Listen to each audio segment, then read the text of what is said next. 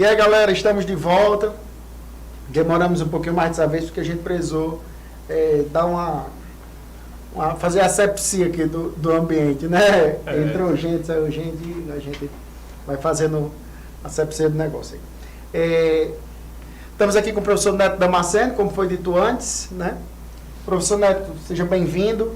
É o nosso professor de biologia que trabalha comigo aqui no Mater Christi, no Vírus, sempre dando umas aulas conosco. É um prazer estar com você. E aí, o que é que a gente fala hoje? Conversa sobre o quê? E aí, Tiago, bom dia, Tiago. Agradecer inicialmente ao convite, dar bom dia ao pessoal de casa. É um prazer estar aqui retornando, ainda mais nesse formato que é muito interativo.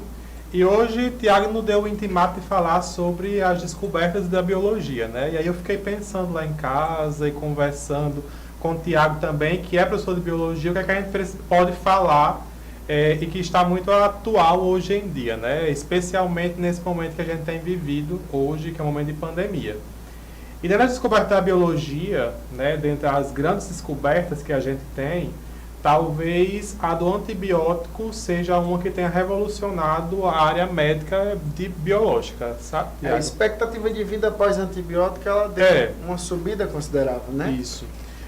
Quem gosta muito de série, por exemplo, Tiago, tem uma série que é a série da Rainha Vitória. Ela está disponível nas plataformas aí, que ela mostra um momento pandêmico no Reino Unido de cólera.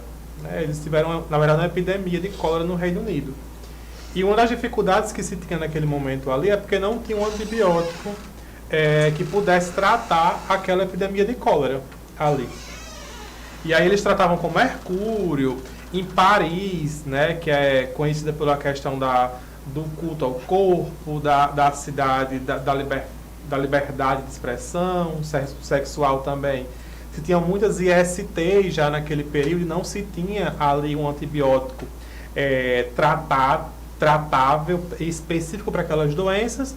E aí nós tivemos, após a Primeira Guerra, na verdade, a descoberta do antibiótico. Né? O antibiótico ele foi descoberto, na verdade, pessoal, por acaso. Ele foi descoberto por acaso.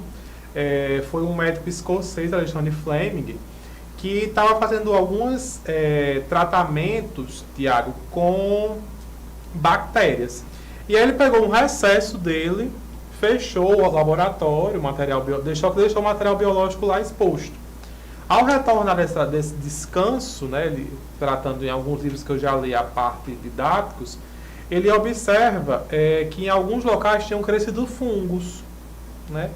E ele isola esse fungo e observa que é o fungo do gênero Penicillium, que é justamente um gênero de fungo que deu origem ao antibiótico penicilina, que é muito utilizado hoje em dia no tratamento de algumas doenças. Foi o primeiro antibiótico, né? O primeiro antibiótico e ainda muito utilizado. A sífilis, por exemplo, né, que é uma doença que tem crescido muito no Brasil, inclusive, que é uma IST, ela é tratada ainda com a penicilina, né?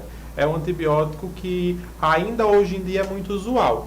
E aí ele observou lá no tratamento que o fungo tinha crescido e tinha impedido o crescimento bacteriano. Né? E aí, falando de antibiótico, mas contextualizando um pouquinho, trazendo um pouquinho a questão de interdisciplinaridade, quando eu tenho uma relação entre dois seres vivos ali, uma relação ecológica, isso aí tem uma relação ecológica. E nesse caso em específico, uma relação ecológica desarmônica, né? Porque não há harmonia entre os organismos, uma relação interespecífica, porque são entre espécies diferentes, em que um impede a vida do outro. É uma relação amensalista. E relação ecológica... A presença do fungo ocasiona a morte da bactéria. Justamente, a presença do fungo ocasiona a morte da bactéria. E o amensalismo, né, os alunos sempre questionam, Neto, quando essa questão das bactérias elas estão no mesmo local que o fungo, eles ocupam o mesmo nicho ecológico? Não necessariamente, né, Tiago? Ocupam o mesmo hábito. Ocupam o mesmo hábitat, né, porque quando se tem a ocupação do mesmo nicho ecológico, e aí eu estou contextualizando com ecologia, porque ecologia é um assunto que sempre está no Enem, muito presente no Enem, nós vamos ter a competição por nutrientes, quando estão ali no mesmo nicho ecológico. Que aí seria uma competição que aí, a depender da situação, pode gerar o que nós chamamos de princípio da exclusão competitiva de Gauss, né? Uma das espécies ela é excluída. No caso do amensalismo, que é a relação que existiu aí na descoberta entre o fungo do antibiótico, entre o fungo penicílio e as bactérias, nós temos uma relação ecológica onde um vai impedir a vida do outro, produz substâncias tóxicas, né, que impedem a vida do outro, ou substâncias que impedem a reprodução, né. Um outro caso também de amensalismo seriam as marés vermelhas, que a gente observa ali, a proliferação de algas em ambientes por conta da poluição, da quantidade de nutrientes exagerada em algum corpo de água. No caso em específico dos antibióticos, quando foi descoberto, existe uma classificação genérica desses antibióticos, né? Eles podem ser classificados como bactericidas ou bacteriostáticos, os antibióticos, compostos bactericidas ou bacteriostáticos. No caso dos bactericidas, eles atuam matando a bactéria, eles matam as bactérias. E no caso dos bacteriostáticos, eles atuam impedindo a replicação da bactéria, a reprodução. Para não confundir, é só lembrar de inseticida, pesticida. Justamente, herbicida. inseticida, pesticida, essa ideia herbicida, sempre remete à ideia de matar. De matar, justamente. E aí, sobre antibiótico, tem uma questão muito interessante que é a seleção de linhagens bacterianas, né? A gente tem vivido... Pode, inclusive, já cair algo puxando para a evolução, né? Que aí já pega um pouquinho puxando de evolução. Essa parte de bactérias, bacterioses, entra dentro dos programas de saúde, que é um tema bastante recorrente, e aí fica uma dica para os alunos estudarem esses conteúdos, reverem essas doenças, no contexto do uso de antibiótico, no contexto de sintomatologia mesmo, né, Tiago? Dentro de antibiótico aqui, Neto já puxou uma relação ecológica, já puxou uma possibilidade de uma questão de evolução, por exemplo, já caíram várias questões a partir do texto de antibiótico, perguntando se o antibiótico induz a bactéria a mudar ou seleciona. Então, você pode ter a questão do lamarquismo darwinismo, né? Isso. Já programa de saúde, né? Então, dentro do mesmo termo, você pode puxar várias questões para vários vertentes. Conteúdos de biologia. Isso. E aí, um dos problemas dos antibióticos hoje em dia é o uso indiscriminado de antibióticos. Eu estava lendo uma matéria ontem, inclusive, de uma preocupação da comunidade científica acerca desse momento pós-pandemia dos antibióticos. Por quê? Existem alguns protocolos que estão sendo adotados pelos médicos, né, de algumas medicações para o combate à Covid-19. E um deles é a azitromicina, que é um antibiótico, né? E o que é que nós estamos observando? A azitromicina, embora ela não tenha... Aí a Covid a gente sabe que é um vírus emergente, né, um vírus novo, e a gente não tem muitos estudos sobre ele. A gente tem observado, né, que tem uma certa efetividade o uso da azitromicina, né, porque evita uma infecção pulmonar, uma pneumonia e excessivamente. Você evita a ocorrência de doenças em paralelo. Justamente. Né? A pessoa já está com o sistema respiratório fragilizado, debilitado. E aí uma infecção viria a piorar um quadro clínico, né, disso. Engraçado que às vezes o pessoal acha que a azitromicina ela está matando o Covid. Na verdade, ela está controlando os sintomas, né? Para evitar uma pior, uma doença oportunista, né? Isso. Doença oportunista é muito mais usada em relação a quadros com HIV, mas estou pegando aqui para... quem mata o Covid é o nosso sistema imunológico, ao produzir anticorpos, né? Mas você precisa tomar algumas medicações que ajudem você a controlar o sintoma e que você vá reagindo até o sistema imunológico conseguir matar o vírus. Porque via de regra antibiótico é usado para matar a bactéria. Você foi muito assertivo aí agora. E aí que eu ia falar no segundo momento, e aí nós estamos tendo aí uma supergonorreia, né? A gonorreia, para quem não lembra, ela é um IST também, de transmissão de contato sexual, que gera um certo prurido, um certo corrimento na região genital, e tem se causado ali com o uso dessa gonorreia, né, dessa azitromicina, a evolução de uma superbactéria Neisseria gonorreiae, que é aquela que causa a gonorreia. O que é isso, pessoal, que tem acontecido na verdade? As pessoas estão usando o antibiótico. Aquelas bactérias que possuem a linhagem seletiva, né, a linhagem resistente, na verdade, elas estão conseguindo passar por essa situação, por essa pressão do antibiótico, e aí nós estamos selecionando bactérias com linhagens resistentes. Que é isso justamente o que acontece, e aí já falando para a galerinha de casa especialmente, quando a gente tem aquelas situações que a gente o médico vai ao médico, e aí o médico receita amoxicilina. Aí então, o primeiro, o segundo, o terceiro, no quarto dia, geralmente o ciclo de amoxicilina são 7 dias, no quarto dia nós não temos mais sintomas, nós interrompemos ali a questão do antibiótico, né? E o antibiótico, né, embora a gente não apresente mais os sintomas, podem existir ali colônias bacterianas resistentes. Você poderia ter aniquilado tudo, aí não matou. Não matou justamente. Deixou ela se proliferar. E aí essas colônias bacterianas resistentes, elas podem se proliferar. Em um segundo contágio, em um segundo momento de aumento dessa colônia bacteriana, nós vamos ter ali, né, uma linhagem resistente àquele antibiótico. Aquele antibiótico que você tomou inicialmente, ele pode não ter mais um efeito sobre aquela bactéria, porque está aumentando a resistência bacteriana. Interessante lembrar que bactéria é um organismo procariote, né? Ele não tem núcleo, não tem membrana nuclear. Então, o material genético dele é muito mais exposto a mutações. A probabilidade de uma bactéria sofrer uma mutação é muito mais alta do que a de uma célula eucariota sofrer uma mutação. Então, o que é que acontece?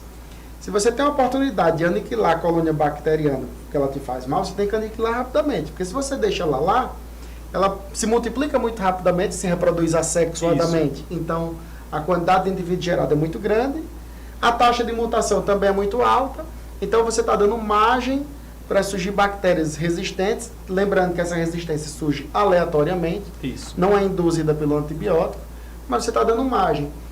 Se vai usar antibiótico de novo, aí o antibiótico agora acaba matando todas as bactérias sensíveis, mas como pode ter surgido bactéria resistente?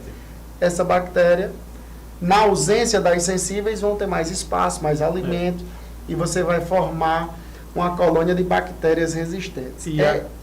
É interessante que antibiótico ele era usado de forma indiscriminada antigamente. Qualquer pessoa poderia ir na farmácia comprar um antibiótico, né? E aí no Brasil a legislação mudou esse cenário. Antibiótico agora só pode ser comprado com receita médica, justamente porque o uso indiscriminado de antibiótico não induz a bactéria a ficar resistente, mas seleciona bactérias resistentes. A indução remete à ideia do lamarquismo, né? É o pensamento darwinista que a gente tende a marcar lá no Enem. E aí o que é que acontece? Como você coloca, devido a uma necessidade agora e também pelo pouco conhecimento que se tem do Covid ainda, a gente não sabia muito o que fazer, então os próprios médicos passaram a usar antibiótico em demasia. Né? Então você tem um cenário, uma volta de um cenário que você já teve anteriormente. E é importante, né, nessa sua fala, a gente lembrar que o termo super, quando é usado como superbactéria, supergonorreia, não é porque a doença tem sintomas mais fortes, é porque ela é mais resistente. Né? Como tem acontecido agora, por exemplo, com a questão para exemplificar, para ficar mais claro que todo mundo está acompanhando, está quase no senso comum, a questão das mutações que o Covid-19 tem passado, por exemplo. O Reino Unido, embora sejam organismos completamente diferentes, né? A bactéria é procarionte, é um ser vivo, vírus é uma célula, o vírus ele tem uma estrutura acelular, né? Um parasita intracelular obrigatório. O vírus tem passado por muitas mutações. O Reino Unido, por exemplo, tem sofrido várias sanções de outros países porque surgiu ali uma mutação de uma linhagem do Covid-19, né, ali no Reino Unido. As sanções e as repreensões não é porque surgiu a mutação no vírus, né? Porque uma vez surgida a mutação, os países vão precisar tomar algumas medidas, isolamento, informar. Para evitar. Uma nova linhagem. Inclusive, essa linhagem que se tem ali, né, segundo os cientistas do Reino Unido, ela nem é mais grave, ela não causa sintomas mais graves, né? Aquela questão do super, quando a gente fala uma supergonorreia, Ela não é nem mais grave, ela só é mais contagiosa, ela se dissemina mais rapidamente, pelo menos é aquilo que a gente tem visto, né? E aí, Tiago, nós falamos de antibiótico, mas nós não dissemos como é que ele atua na célula, né? Por que, por exemplo, que o antibiótico não serve para vírus? Né? Um exemplo. Porque o metabolismo da bactéria, o antibiótico, ele é completamente diferente do metabolismo de vírus, né? O vírus, ele é um parasita intracelular obrigatório. Ele utiliza, via de regra, a maquinária celular eucariótica, né, Tiago? Que aí pode ser animal, tem vírus de planta também. Tem vírus de bactéria. Tem vírus de bactéria, tem os bacteriófagos. Eles utilizam ali a maquinária celular para poder realizar o seu metabolismo. E a bactéria tem um metabolismo diferente. Via de regra, esses antibióticos, eles estão sendo utilizados ali para quê? Para impedir a síntese proteica. Destruir o ribossomo bacteriano. Isso, destruir o ribossomo bacteriano, para destruir ali a parede celular ou ainda a membrana plasmática. E aí eu estava vendo, Tiago, que quais são os antibióticos que estão sendo preferíveis agora pelos médicos e qual é aconselhável pela comunidade científica. São aqueles que atuam especificamente sobre a parede celular bacteriana. Por quê, Neto? Quando a gente fala de síntese proteica, nossas células eucarióticas também realizam, embora que de forma diferente, né? Ali tem a questão, a gente tem uma compartimentalização na célula, a bactéria não tem, né? E a parede celular bacteriana, ela é uma característica que é inerente à bactéria, Própria né? da bactéria. Que é própria da bactéria. Então, quando você tem um antibiótico que atua sobre aquilo dali, né, a gente tem um efeito talvez mais assertivo sobre aquele micro-organismo. O efeito colateral na gente é reduzido. Né? Reduzido. Minimizado. Então, nós falamos muito sobre bactéria, Tiago. E só uma consideração, né? É importante lembrar também que a gente tem em nosso corpo bactérias que nos fazem bem, né? Que vivem conosco numa relação mutualística. 5%, Sandro Coco está aqui nos bastidores, Sandro, 5% do nosso peso são bactérias. Então, uma pessoa de 100 kg, na verdade, ela pesa 95, 5 kg é bactéria. É por isso. E aí, quando você toma antibiótico em demasia, você pode acabar também matando bactérias que são boas, né? E é por isso que às vezes a gente sente alguns sintomas quando está tomando bactérias em demasia, por exemplo. Antibiótico em demasia. Antibiótico em demasia, a gente pode ficar um pouco mais enjoado, né?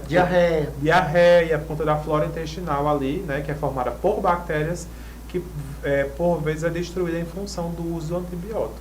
Isso pode ter alguns efeitos colaterais indesejados, né? E aí, Tiago, nós temos quanto tempo ainda? Tem um tempinho? 2 minutinhos. Só para falar sobre, e aí dar a última dica para a galera, nós falamos muito aqui de coisas ruins sobre bactéria, mas bactéria também pode ser, Tiago já pegou um ganchinho aí de coisa boa, mas uma aplicação ambiental das bactérias seria a questão da aplicação, né, em tratamentos de meio ambiente, como por exemplo a biorremediação. A bactéria, ela é um micro-organismo que pode ser utilizado no tratamento, por exemplo, de poluentes. O ano passado, o Nordeste, por exemplo, passou por um derramamento de petróleo, né, ali naquela região Nordeste, de um óleo que se tinha, e aquela situação ali, ela pode ser utilizada, pode ser tratada com bactérias, né, num processo chamado de biorremediação. As bactérias vão estar ali biorremediando, né? A gente tem um comentário aqui de Gordo Channel, né? Fala, professor Tiago Xavier, grande professor e amigo, um abraço. Aí é Emanuel, né? Emanuel, professor de biologia, certamente. Acredito que esse canal do Gordo é dele. Se for de outro colega, eu peço desculpa, porque eu estou lembrando que ele tem um canal nesse nome aí, né? Se for outro, eu peço desculpa. Isso foi Emanuel. Grande abraço, Emanuel. Saudades aí da época que o Fluminense ganhava mais e você mandava mais mensagem para mim. Agora anda meio sumido, só manda quando o Mengão perde, é igual a Santos, que São Paulo agora tá por cima da carne seca, né? Não vamos nem entrar nesse comentário, que Santos vem já, não vou falar de futebol não. Manuel, filho, um abração. Se tiver por Mossoró nesse final de ano, deu toque. Viu? Neto, então acho que é isso, né? Vai dando aqui o nosso horário. Obrigado aí pela participação. Um feliz fim de ano, Nós no todos. início de ano novo. Tomara que o próximo ano seja um ano mais... que volta ao velho normal, né? É. Tomara que volte ao velho normal o mais rápido possível, né? E a gente possa estar fazendo esses debates com galera mais presente, né, e tal. Isso. Agradecer a todo mundo aí que tem nos acompanhado. Professor Emanuel, eu acompanho sempre ele nas redes sociais. Parabenizar pelo trabalho também. Desejar a todos vocês um feliz final de ano. E continue estudando, pessoal, porque tá chegando aí o Enem, tá passando, e depois vocês podem descansar com maior tranquilidade e aprovados, se Deus quiser. Né? Valeu, Neto. Valeu, pessoal. Galera, Tchau, tchau. a gente vai e volta rapidão. Da última vez a gente precisou demorar mais um pouquinho, mas dessa vez não tem demora não. É jogo rápido, viu? Valeu.